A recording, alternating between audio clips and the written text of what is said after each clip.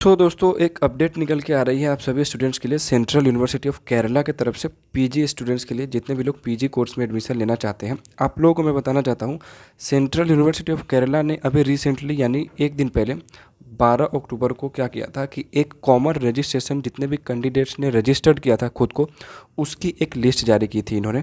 लेकिन उससे ये नहीं पता चल रहा था कि कितने स्टूडेंट्स ऐसे हैं जो मेरिट में किस जगह पे, किस सीक्वेंस में कहाँ स्टैंड करते हैं। तो बेसिकली उससे ये नहीं हम पता कर पा रहे थे कि हमारा एडमिशन होगा या नहीं होगा। देन उसके बाद में सेंट्रल यूनिवर्सिटी ऑफ केरला ने आपके लिए क्या करा है कि इन्होंने एक और मेरिट लिस्ट फाइनल रिलीज़ किया है, जैसा कि इन्होंने पहले कहा था। ठीक है, तो जैसे ही आप इस पर क्लिक करेंगे प्रोविजनल लिस्ट, यहाँ आप देख सकते हैं कि जैसे ही मैं आपको एग्जांपल के लिए दिखाना चाहता हूँ खोल के, क्योंकि यहाँ कुछ कन्फ्यूज़न है बहुत लोगों को, मुझे भी है, खुद में मुझे था, इसलिए मैं आपसे बात करने हूँ। जैसे मान के चलो अगर आप यहाँ क्लिक करते हो, ठीक है, मैथ पे, मान एक एग्जांपल के तौर पे मैं आपको बता रहा हूँ, मैथमेटिक्स पे अगर हम क्लिक करते हैं तो एक चीज़ आप यहाँ देखेंगे, जैसे सीरियल नंबर 1 है, ठीक है, तो सीरियल नंबर 1 में रैंक होल्डर, जो फर्स्ट रैंक होल्डर है, उसका जो मार्क्स है वो 219 है। ठीक है, लेकिन एक चीज़ और यहाँ आपको कॉमन दिखेगा, जैसे ये देखो, इक्वल नंबर लाने वाले भी इक्वल रैंक पे होल्ड्स कर रहे हैं। ठीक है, तो इस तरह से एक तो ये कन्फ्यूजन हो गया कि इनका क्या होगा। दूसरी बात, आप देख सकते हो यहाँ जैसे ही आप नीचे स्क्रॉल डाउन करेंगे तो आपको ये मेरिट में नंबर ऑफ स्टूडेंट्स जो है ये बहुत सारे दिख रहे हैं। जैसे आप देखें, ये है, ठीक है, जैसे और नीचे मैं स्क्रॉल डाउन करूँ तो आपको दिखेगा कि इसमें जो नंबर ऑफ़ स्टूडेंट्स है वो काफ़ी ज़्यादा है। ये कैटेगरी वाइज भी दिया है इन्होंने। तो इतने सारे स्टूडेंट्स हैं, तो क्या इसका मतलब ये है कि सबका एडमिशन कंफर्म हो गया? इसी बारे में मैं आपसे वीडियो में बात करने वाला हूँ, क्योंकि ऑलमोस्ट सभी सब्जेक्ट में यही चीज़ें दी गई हैं और इसको लेकर बहुत सारे स्टूडेंट्स को बहुत तरह की कन्फ्यूजन है। ठीक है, तो इस चीज़ को समझने के लिए हमें दोस्तों क्या करना पड़ेगा, हमें फिर से वापस वेबसाइट पे आना पड़ेगा। ठीक है, आप जैसे ही वेबसाइट पे आएंगे तो मैं आपको एक चीज़ दिखाता हूँ, ये देखो, सीट अलोकेशन। ठीक है, इस पर जैसे ही आप क्लिक करेंगे सीट अलोकेशन पे, देन आपको एक चीज़ दिखेगा, यहाँ खुल के आएगा, आपको मैं दिखाता हूँ।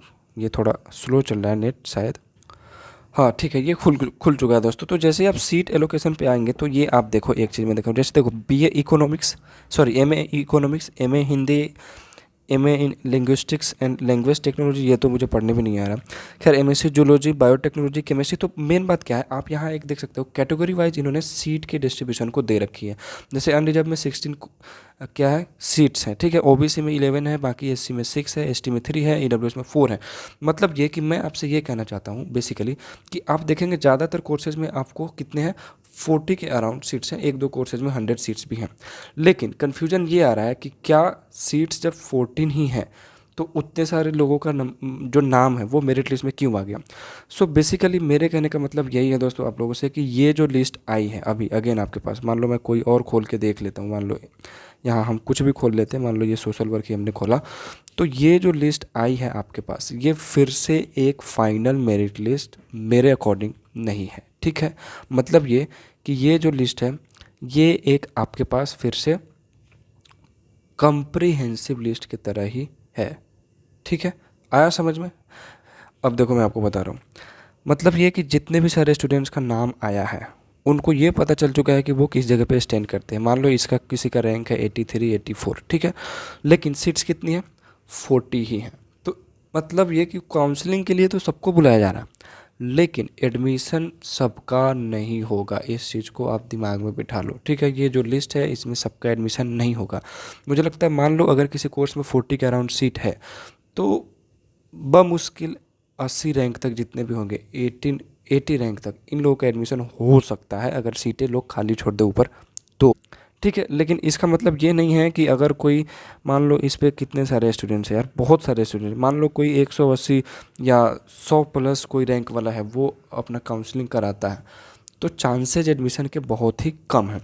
सो बेसिकली अब ये आपके ऊपर है कि आप काउंसलिंग कराना चाहते हो या नहीं चाहते हो। यूनिवर्सिटी ने अपनी तरफ से मेरिट लिस्ट जारी कर दिया, लेकिन अब आपको काउंसलिंग कराना है या नहीं कराना है, इसको लेकर ये आपका डिसीजन होगा। सो दोस्तों, यहाँ आप देख सकते हो, अगर मैं काउंसलिंग के आपके डिटेल्स की बात करूँ तो यहाँ आपने चीज़ें दे रखी है, उसको आपको पढ़ने की ज़रूरत है।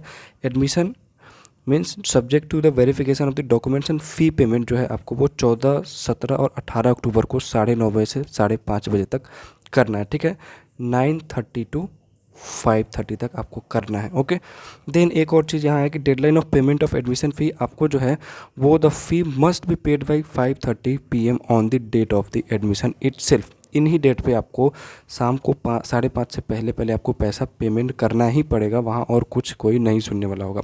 सो बेसिकली दोस्तों सेंट्रल यूनिवर्सिटी ऑफ केरला की तरफ से जो अपडेट था वो, और मेन जो चीज़ थी वो, मेरा काम ये था कि आपको मैं कन्फ्यूजन जो था वो दूर कर दूँ। ठीक है, सो उम्मीद करता हूँ कि इस वीडियो को देखने के बाद आपके कन्फ्यूजन दूर हो चुके होंगे। कोई दिक्कत हो तो आप कमेंट करके मुझसे पूछ सकते हो। फिलहाल इस वीडियो में मैं इतना ही रहने देता हूँ। बहुत बहुत धन्यवाद। चैनल को सब्सक्राइब जरूर कर लेना।